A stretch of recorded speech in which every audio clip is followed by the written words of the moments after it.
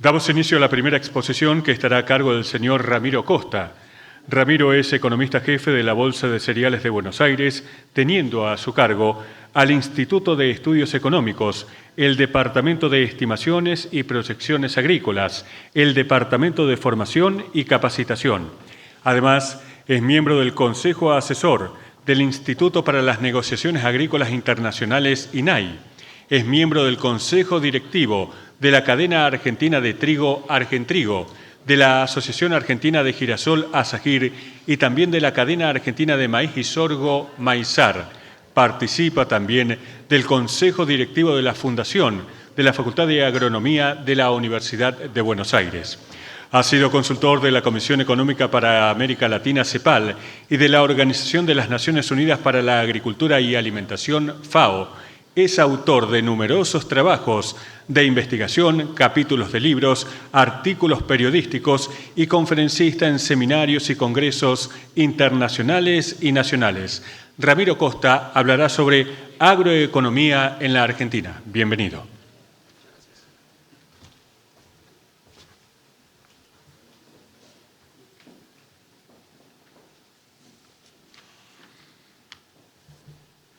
Well, good morning, everyone, dear attendees of this World Sunflower and Soybean Oil Association, authorities of CISAG, authorities of ASAGIR, and the International Sunflower Oil Association.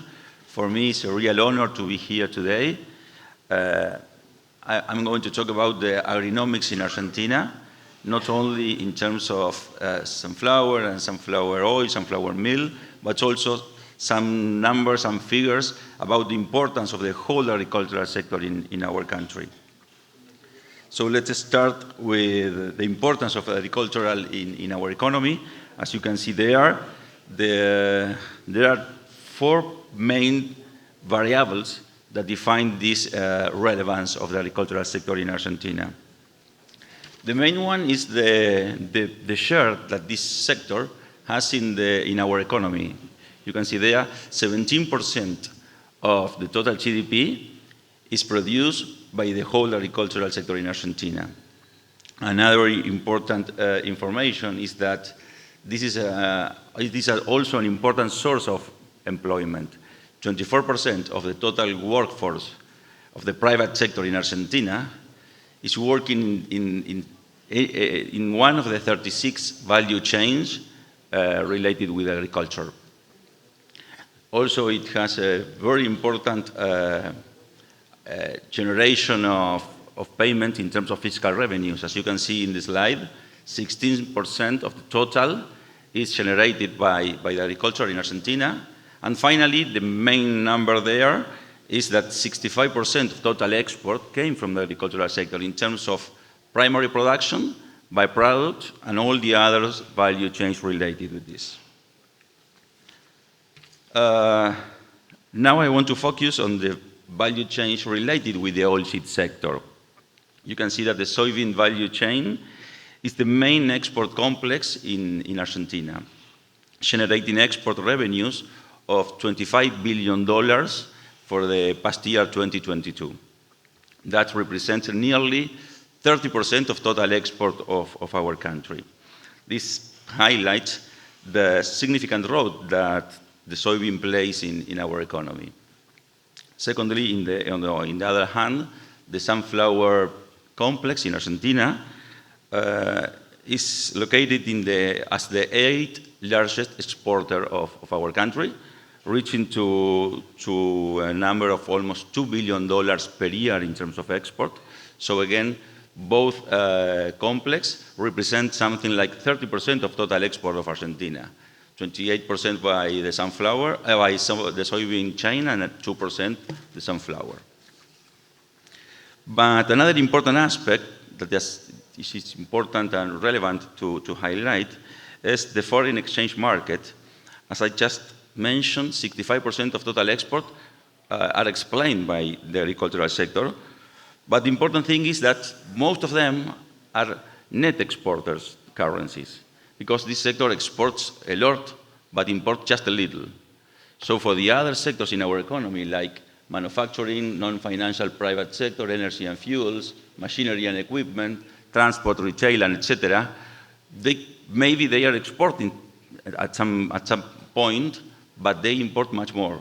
So they need the currencies that the agricultural sector is generating. That's another key point that I like to highlight here today. And another important way of seeing that is the value structure in terms of the different value chains inside the agricultural sector. You can see that the soybean is the main important one with 25% of the total value. And then we have the corn value chain with 13% of market share, beef another 13%, wheat 9%, and then we have dairy product, poultry, and the others. That's the composition of the total value chain of the agricultural sector in Argentina. And in order to better understand these industries, I'm going to talk about or give a deeper view about the sunflower and the soybean chain. I'm going to use a model that we developed at the Buenos Aires Grain Exchange, in which we analyze the generation, not only the added value, but also employment, also export, payment of fiscal revenue, etc. So let me start with the big and important number. These two oilseeds chain explain $25 billion in terms of added value, and it represents just these two value chains, 5% of the total GDP in our country. Looking deeper in terms of the soybean value chain, we can see that 4.3% of the GDP is explained by this only grain.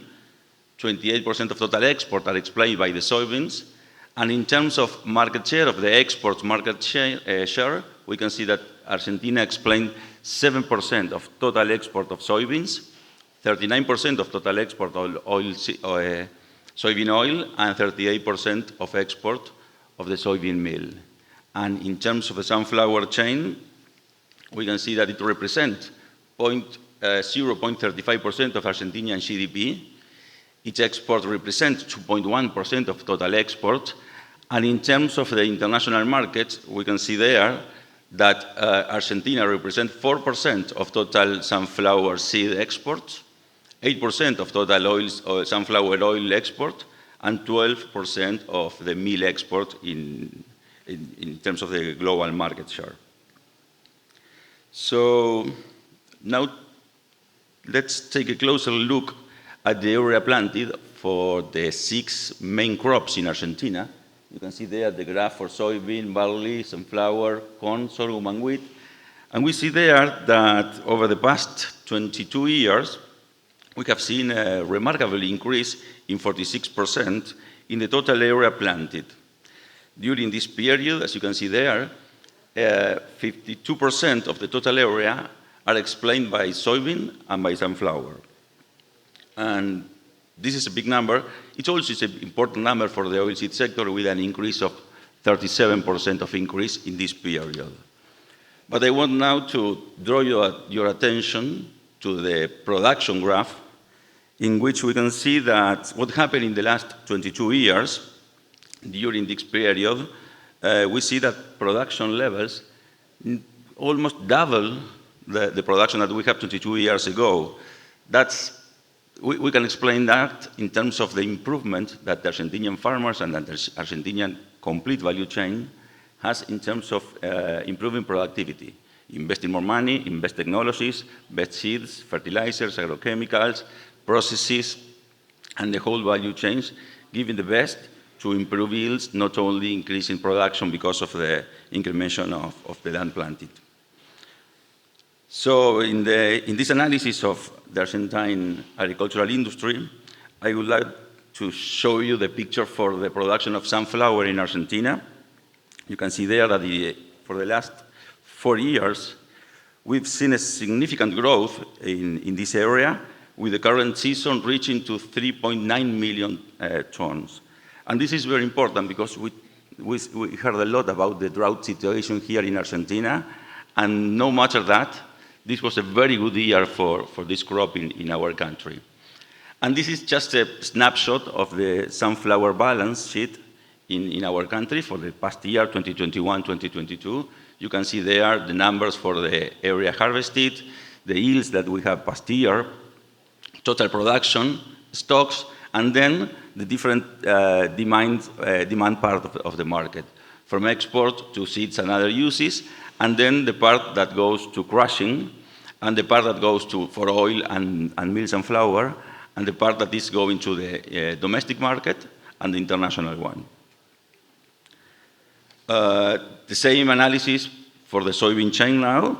You can see there that planted area with soybean peaked at 20 million hectares a few years ago, and now has decreased to around 16 million hectares the past year.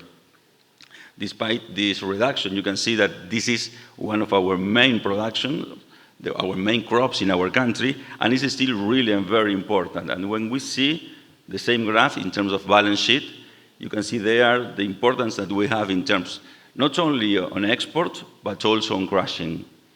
Even though we have a very important domestic market, we are going to see then that our exports are really important in terms of international markets.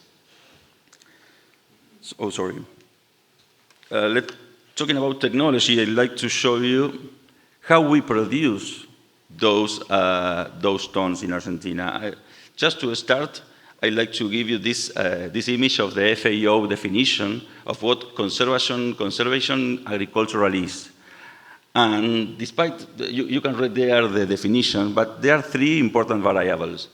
Minimum mechanical soil disturbance. In Argentina, we can think about it in terms of no-till practices. Permanent soil organic cover. In Argentina, we can call it in terms of cover crops. And finally, species diversification.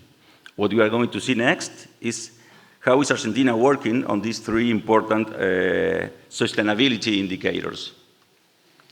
First, minimal mechanical soil disturbance, what we were saying about no-till farming.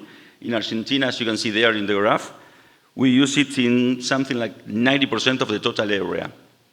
This is very important because this means that our farmers are using less fuels, less agrochemical, a different type of input, improving the yields and improving the quality of the soil.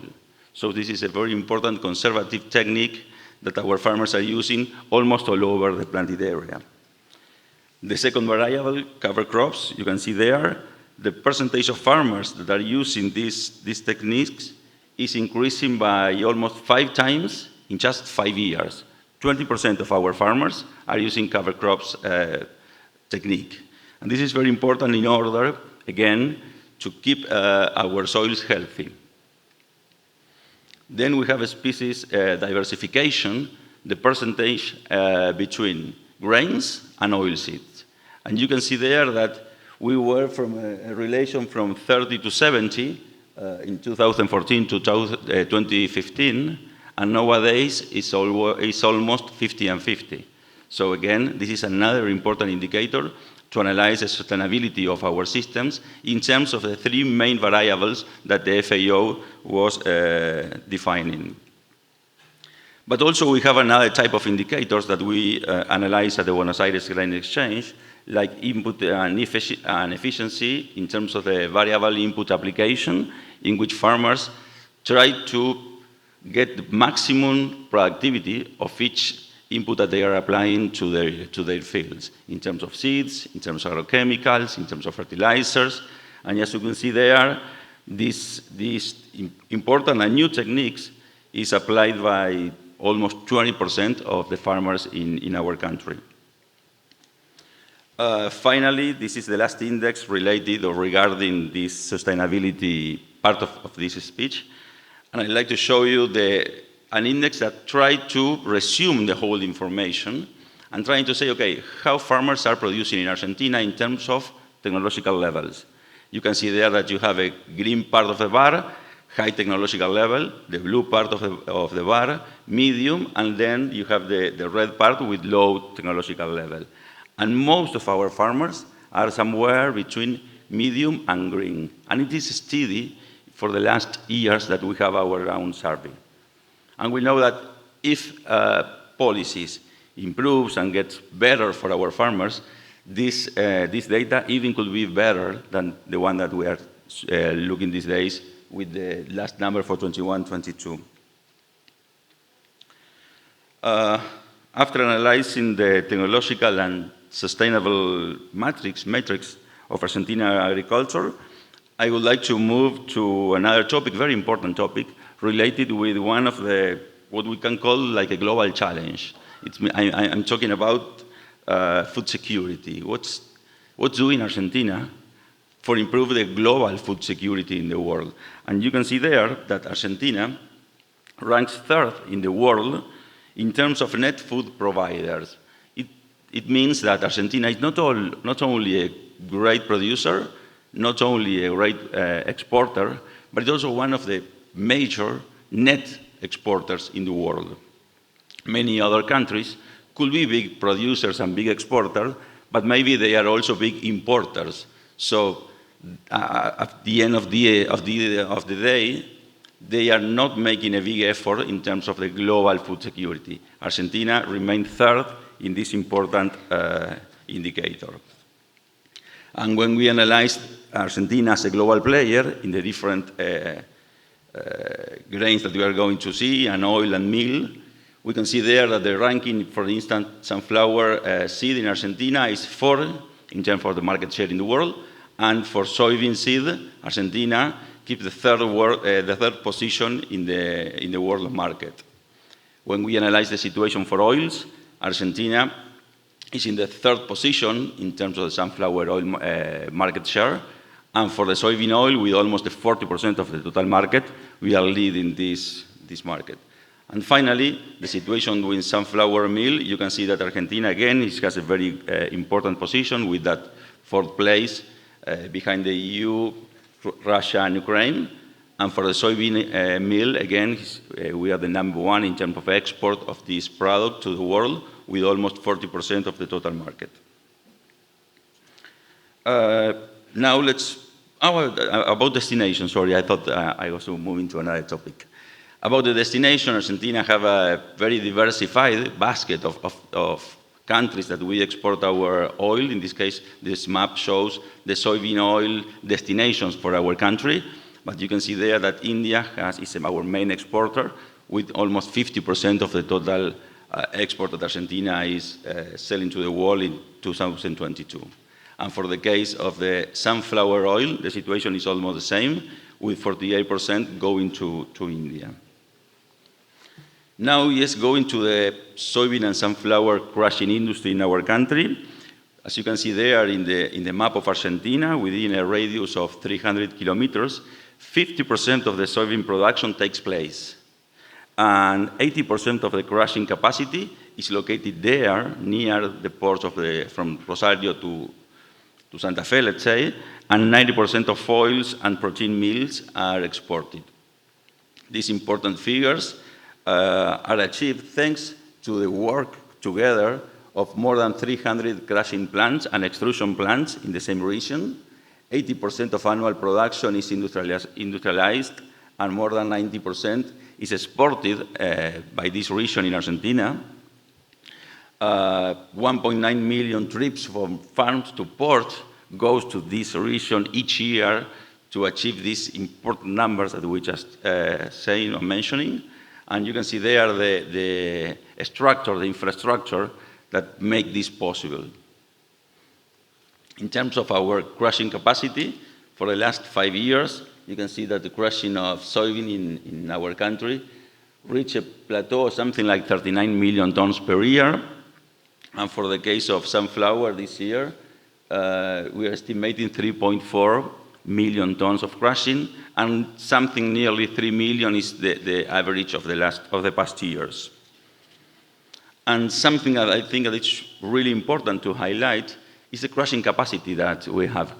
You can see there that explained by the important investments in the past 10 to 20 years, Argentina's capacity of crushing is really important, and we also have 46% of idle capacity.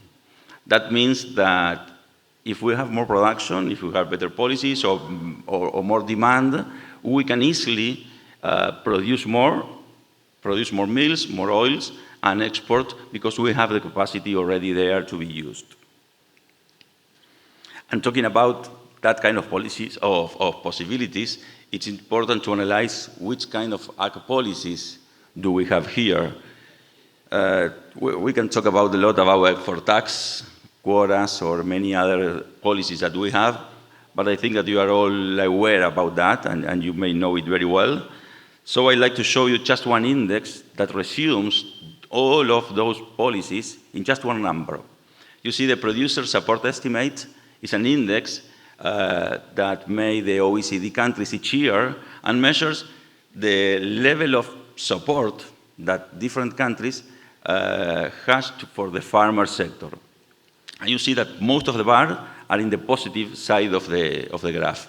That means that farmers in those countries receive some kind of subsidies. In some cases, important subsidies or not that much, but at least something positive in terms of what they receive from their countries, their government. For the case of Argentina, you can see the bar is a huge negative.